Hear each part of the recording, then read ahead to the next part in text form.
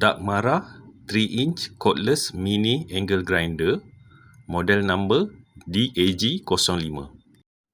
Product link ada dekat description. Komponen label seperti yang tertera. Kalau nak instant on, tekan switch. Kemudian bila lepas switch, dia akan off daripada berpusing. Kalau nak maintain berpusing, tekan switch, kemudian tekan switch locking. So, this akan maintain berpusing.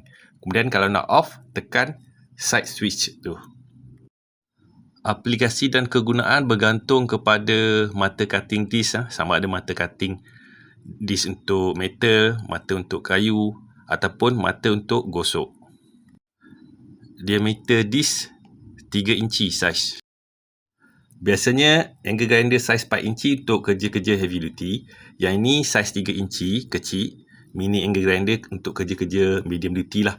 Sebab dia ringan sikit daripada yang 4 inci tu. So senang nak kontrol. Sesuai untuk kerja-kerja DIY kat rumah. Ini pandangan tool daripada beberapa side lah. Okay, ini another side. Ini view daripada side angle yang lain. Beli set dapat 2 biji bateri, charger, tools, cutting disc, 2 Allen key untuk pasang mata disc dan juga hard case. Ini video gambar tool yang sebenar.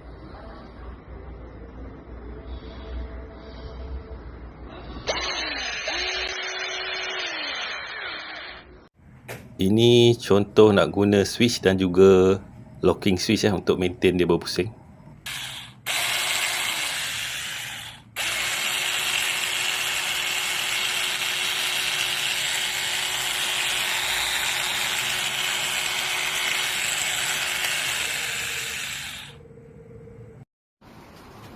Ini contoh potong skru.